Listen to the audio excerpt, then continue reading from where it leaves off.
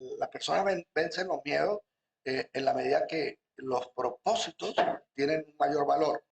Solamente los miedosos pueden ser valientes.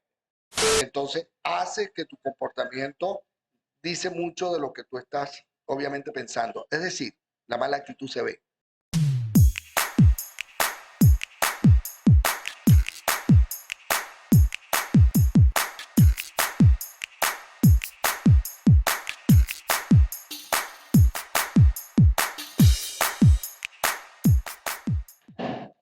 Hola, hola, mis sabios, ¿cómo están? Muchos saludos. Otro episodio más de Sabios, el podcast. Muchísimas bendiciones a todos ustedes.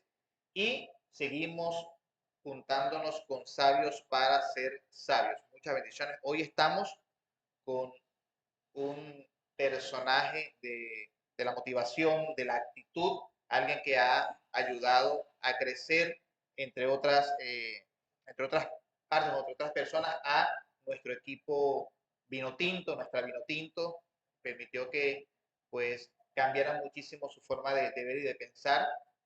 Y precisamente desde ese punto de vista, actitud, bienvenido el sabio que nos acompaña hoy, el doctor Carlos Saúl Rodríguez. Carlos Saúl. Bueno, gracias por la invitación. Yo creo que las oportunidades que la vida te presenta de poder transmitir enseñanzas, anécdotas, vivencias que ayudan a la gente a veces a un despertar, a una revisión personal, siempre con el mensaje de que eh, por qué las personas no pueden llegar a ser lo que podrían ser si todos estamos capacitados, fuimos diseñados para cosas grandes. Y es que todo comienza con creérselo. Creérselo es el primer punto que la gente creo que es bueno que lo revise. Si no te lo crees, difícilmente des un paso. Y si no das un paso, difícilmente avances. Y si no avances, difícilmente puedes conquistar metas. Hay algo importante, es usted conocido por hablar de actitud. Uh -huh. Hay quienes dicen, cuando estás malhumorado tienes que cambiar la actitud, cuando piensas en negativo puedes cambiar la actitud, pero ¿qué es la actitud? ¿Es un estado mental? ¿Es un estado emocional? ¿Es una disposición corporal? ¿Cómo define usted la actitud? Es una postura ante la vida, pues la postura, cuando digo postura, es cómo tú asumes e incorporas los distintos acontecimientos que se dan en el ambiente en el que la persona hace vida, ya sea personal o profesional, ya sea en el ambiente familiar o en el contexto laboral, por ejemplo. Entonces, todos, y la premisa, o quizás lo que puede resumir esto es que no todos podemos estar compartiendo, o muchas personas compartiendo el mismo espacio físico, pero no necesariamente el mismo espacio mental. Y cuando hablamos del espacio mental, es la interpretación que nosotros hacemos de los acontecimientos, que tiene un correlato emocional. Si creo que lo que estoy viendo lo califico como una oportunidad, pues voy a tener un correlato emocional positivo. Si considero que es un obstáculo que no voy a poder superar, voy a tener un correlato emocional negativo. Las emociones negativas pues, nos hacen perder la energía y las emociones positivas nos impulsan al logro. De manera que esa postura que es la interpretación, que es una postura mental, que da por supuesto que tiene un correlato emocional y luego después tiene un correlato conductual. El hacer, continuar haciendo algo es porque tú crees que vas a conseguir lo que tú te has propuesto conseguir. Pero eso supone no que no haya obstáculos. Lo que supone es que tú te empoderas y crees que vas a poder superar esos obstáculos. Esa creencia es una postura ante la vida. Tú dices la creencia que tienes sobre lo que acontece y la creencia que tienes sobre ti mismo. O sea que esos elementos que están en el plano mental van a determinar en gran medida lo que tú hagas o dejes de hacer. Y de eso depende el resultado de tu vida y de tu éxito personal y profesional.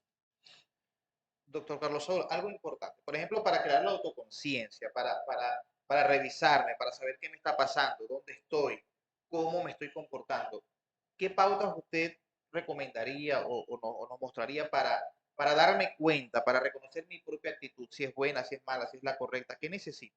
Sí, yo creo que las actitudes todo el mundo y todas las personas pueden llegar a identificarlas en las personas. Por ejemplo, si yo muchas veces en las conferencias yo llego y les pregunto a las personas, levante la mano los que conocen gente con mala actitud. Todo el mundo, el 100% levanta la mano que conoce a alguien, han tenido contacto con alguien con mala actitud. La siguiente pregunta es, pero ¿cómo ustedes, sin haber estudiado sobre las actitudes, son capaces de identificar gente con mala actitud? Bueno, porque ya hay en el conocimiento del ser humano, pues una serie de elementos o indicadores de que una persona está en positivo o no. Por ejemplo, la persona, el caminar lento, la queja permanente, el estar viendo lo que falta y no lo que hay, el estar dibujando un futuro negativo, entonces hace que tu comportamiento dice mucho de lo que tú estás obviamente pensando. Es decir, la mala actitud se ve en el comportamiento de la gente, se ve en lo que habla, se ve en lo que dice, se ve en la cara, en el rostro, en la forma de caminar, en la forma de gesticular.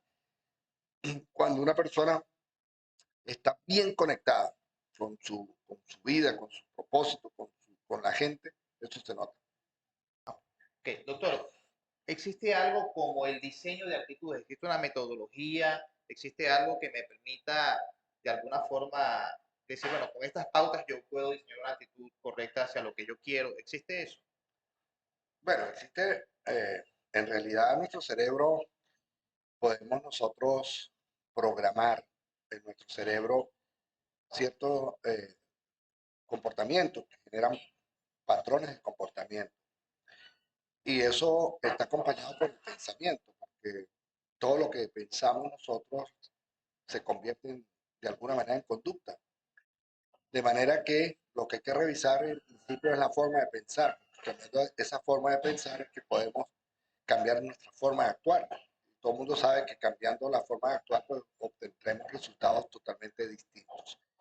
Y si hay forma, o sea, por ejemplo, las personas tienen que identificar pensamientos limitantes, como por ejemplo, creo que no soy la persona indicada, cuando inicio algo siempre me sale la primera vez mal, eh, eh, no me gusta trabajar con gente, prefiero trabajar solo.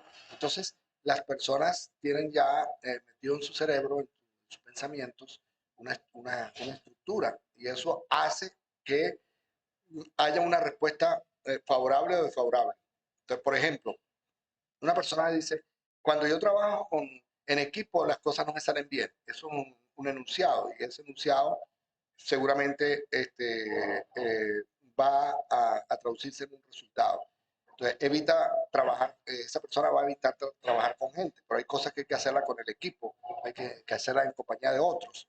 Y esa persona tiene una idea en su mente que lo limita y que anticipa resultados negativos, incluso llega a tener anticipación de estados emocionales futuros. Por ejemplo, cuando hago esto de esta manera, siempre las cosas me salen al revés y sé cómo me voy a sentir.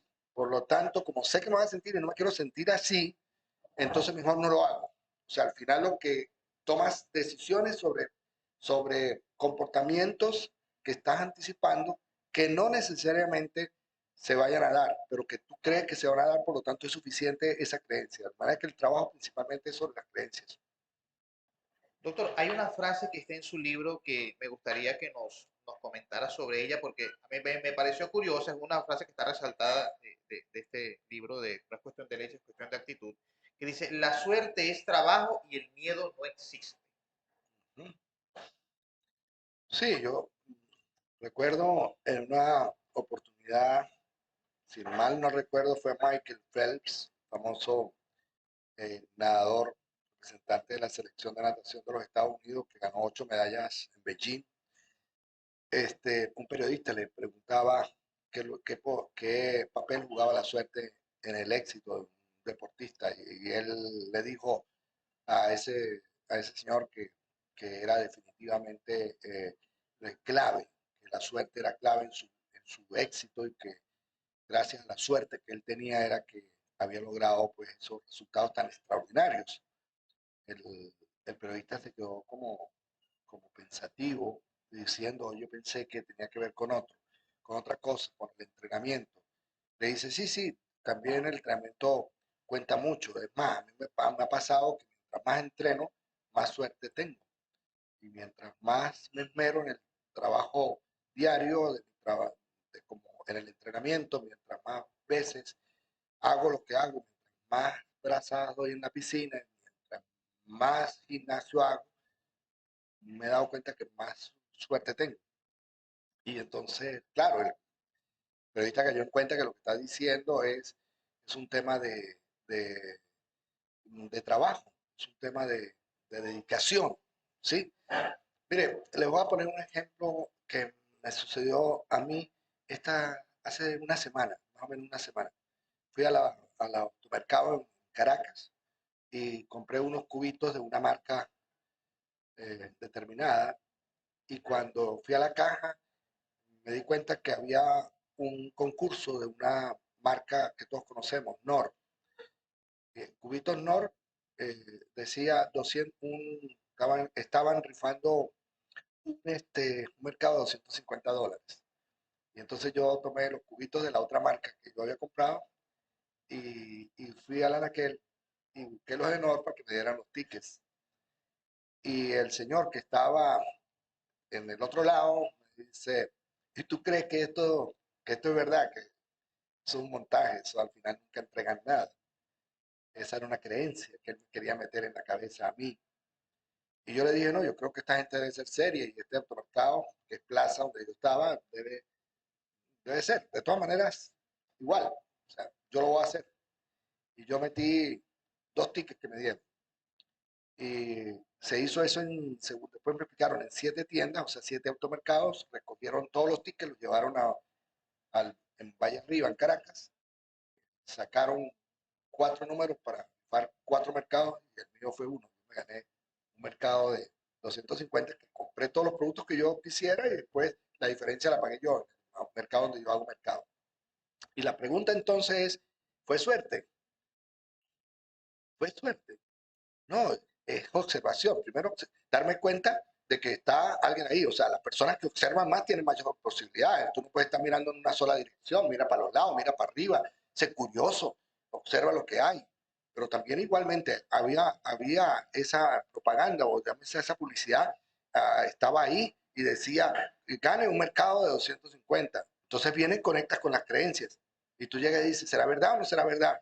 Yo creí que era verdad y que podía hacerlo. Tercero, hay una acción. O sea, yo llevaba ya cubitos de otra marca.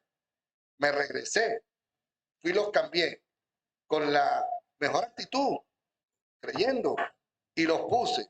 Y luego llené, no lo dejé para mañana, no es que me lo lleve para la casa, sino busqué un lapicero, lo llené y lo metí y gané. Y hay personas que llegan y dicen, mira, yo nunca me gano nada y por eso es que yo nunca compro ninguna rifa porque yo nunca me gano nada. Claro, nunca te vas a ganar nada si nunca metes el número. O sea, el tema es que para meter el número tienes que creer que puedes ganártelo.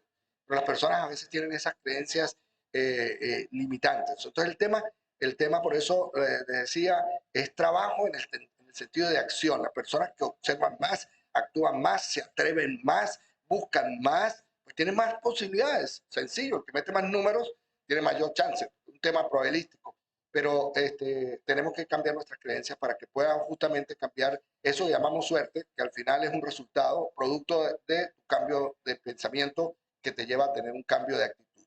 El otro tema que tiene que ver con los miedos es que el miedo muchas veces le paraliza. El miedo tiene dos cosas, o el miedo hace que tú salgas corriendo, o el miedo puede hacer que tú te paralices. En los dos casos, el salir corriendo sin un propósito, sin saber para dónde vas, por dónde es la salida, es tan negativo como quedarse parado, detenido, sin hacer nada, sin reaccionar.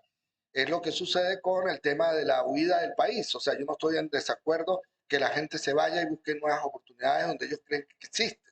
El problema está en que tomes la decisión sin un propósito, sin saber lo que quieres, a dónde te ves. Porque a lo mejor pensando en eso, las personas relajándose y pensando, poniendo la mente en frío y analizando las situaciones, probablemente tomarían otras decisiones. Pero para que haya eso, tú tienes que bajar los miedos. O sea, tienes que bajar los miedos. Yo recuerdo la frase, está referida a mi mamá. Mi mamá, yo llegué a Caracas, un barrio, a mí me dio muchísimo miedo ese barrio. Y lo primero que yo le dije a mi mamá, de adolescente, mamá, me da miedo esto, me da miedo. Y mi mamá, como no tenía recursos, mi mamá, digamos, académicos, pero sí tenía una vivencia personal. Inmediatamente me dijo, mi hijo, el miedo no existe. Eso es una idea que tú tienes de las cosas. El miedo no existe, en realidad. Y recuerdo que dijo, existen los peligros. Este es un peligro, o sea, existen los peligros. Pero yo decía, pero entonces hay diferencia entre el miedo y el peligro. Sí, el miedo es la emoción tuya, el miedo es lo que tú experimentas. Y el peligro es lo que está fuera de ti. O sea, si tú llegas y te paras en un borde de un precipicio, y si das un paso, más de la cuenta, tiene el peligro de caerte y te puedes matar. Pero el miedo es este estado interno. Y entonces hay gente que tiene miedo a todo. Y miedo incluso neurótico. Cuando tú dices, tengo miedo a la nada, miedo al no sé qué, tengo una sensación de miedo, pero ¿te ha ocurrido? No, no, ¿te ha ocurrido algo? No, pero tengo una sensación de miedo. Entonces, muchas veces son miedos neuróticos. A veces hay miedo fundados en una experiencia negativa que la persona haya tenido. Pero lo que sí está claro es que si nosotros no minimizamos el miedo, ¿cómo se minimiza el miedo? No es que en realidad el miedo no existe, el miedo es una experiencia personal. Lo que sucede es que cuando el miedo es exagerado, te destruye tu vida. Entonces tú llegas, ¿y cómo logro yo que el miedo no sea exagerado? La pregunta es la siguiente, miedo y coraje. Si tu coraje es superior que el miedo, tú estás bien. El problema es cuando el coraje es menor que el miedo. El miedo está tan grande, tan exagerado, que el coraje tan pobre que tú quedas paralizado, lo hace mal. El tema no es que el miedo en realidad, desde el punto de vista psicológico, no exista. Es que lo que tienes que tener es coraje para que el coraje te lleve a accionar. Entonces es más que el miedo, es cuánto coraje tú tienes. Entonces, sí, el miedo está ahí como una alerta personal, pero tenemos que minimizarlo, empoderándose uno como persona y dándose cuenta que uno es capaz de hacer más de lo que cree uno que puede llegar a hacer. Y hay algo importante, doctor, porque creo que muchas veces no le tenemos miedo al asunto, sino a nuestra idea de lo que va a pasar. Realmente no es que le tengo miedo, por ejemplo, al barrio, sino a mi idea de lo que puede ser el barrio, de lo que puede hacerme el barrio, en el caso de que usted comenta, ¿no? Muchas veces es que nos hacemos una imagen y es esa imagen la que nos da miedo, no la situación como tal, y creo que Sí, eso es algo que nos eso, encierra. eso es muy cierto. Es muy cierto porque en realidad nuestro cerebro funciona de forma automática, literal. Es decir, las imágenes que cada uno de ustedes se forma en su vida es una imagen libre. Tú puedes ver algo más grande de lo que yo lo veo. O sea, la situación, por ejemplo, que llaman la situación país, así entre comillas, que la gente, para uno es tan alarmante que ya no es, que hace muchísimos años no están en Venezuela. Pero para mí no fue tan alarmante que me quedé en Venezuela. Pero entonces, ¿cuánto es el valor que tú le das a esa idea que tienes en tu mente? Tú dices, esto va a suceder así, esto va a ir creciendo, la situación va a ir empeorando y yo no sé hasta dónde voy a poder yo y creo que no voy a poder. A la final la conclusión es creo que no voy a poder. Cuando creo que no voy a poder, automáticamente la decisión está basada en esa creencia. Entonces, a veces lo que yo digo, lo que nos detiene no es lo que somos, sino lo que pensamos acerca de lo que somos. Creo que lo que hay que pensar, hay que cambiar la forma de pensar acerca de lo que nosotros somos. Dijo algo muy importante que es sobre el hecho del coraje, ¿no? Y a mí me gusta porque yo soy de lo que creo de que solamente los miedosos pueden ser valientes. Porque yo creo que la valentía no es la ausencia de miedo, sino la capacidad de enfrentarlo o de sobreponerse de que el coraje sea mayor que el miedo, y eso me parece muy poderoso. Sí, yo creo que las personas vencen los miedos en la medida que los propósitos tienen un mayor valor. O sea, dicho de otra manera, eh, el tema, por ejemplo, del amor, decía Platón, el amor convierte a un hombre cobarde en valiente y hasta lo transforma en un héroe. O sea, quiere decir que cuando tienes una razón muy elevada el amor, la pasión por algo, y tú te ves, te proyectas, y cuando eso tú lo visualizas, pues sale el coraje, y el coraje pone a nivel el miedo, para que el miedo no te perturbe o te limite. Un mensaje final quisiera que nos regale con respecto a una frase que también está en su libro, No es cuestión de leche, no es cuestión de actitud, que dice, cambia tu forma de pensar y cambia tu forma de vivir.